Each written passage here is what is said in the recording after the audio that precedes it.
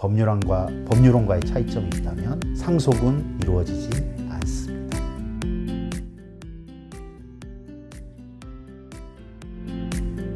안녕하세요. 모모의 물품 식탐 크루즈 최지혁 변호사 다시 찾아뵙게 되었습니다.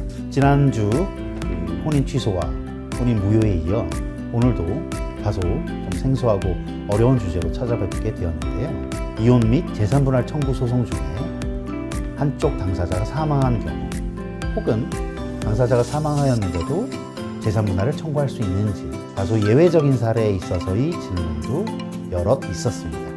오늘도 최대한 쉽게 알아들으실 수 있도록 자세하게 오늘 영상 풀어보도록 했습니다.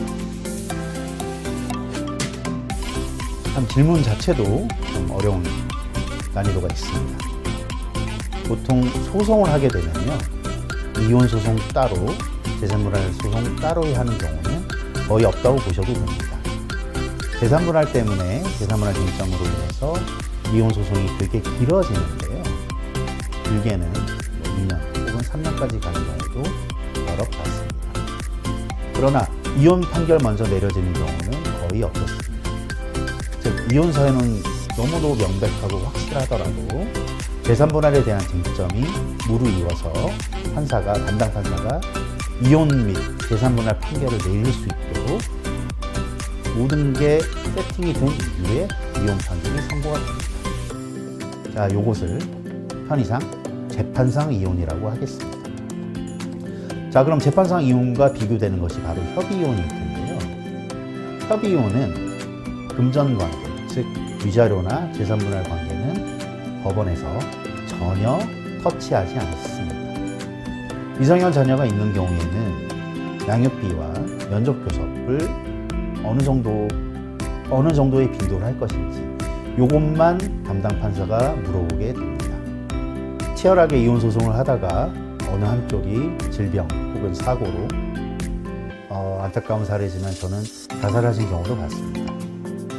경이 어떻든 간에 어느 한쪽 당사자가 사망을 하게 되면 결론부터 말씀드리자면 민사소송법 233조에 의해서 소송 절차가 종료됩니다.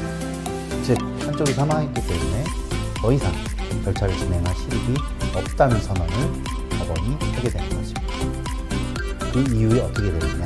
배우자는 상속인이 됩니다.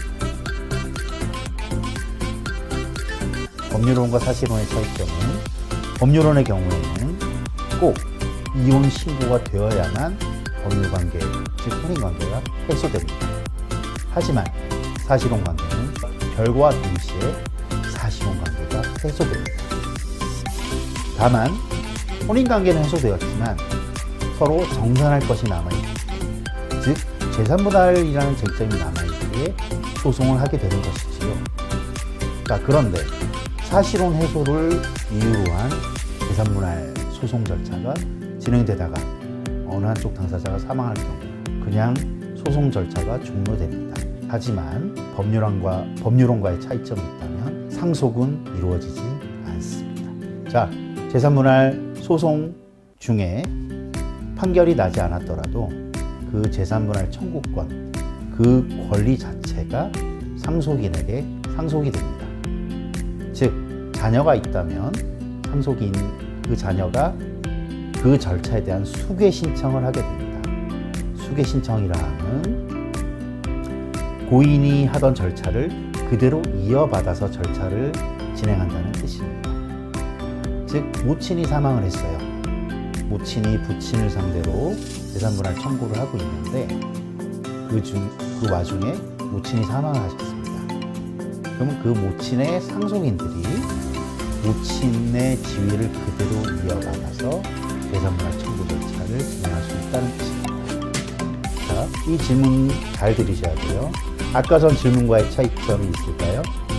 있습니다. 비슷해 보이지만 질문 자체가 영역이 다른 질문입니다. 이에 대한 명시적인 판례는 아직까지는 없습니다.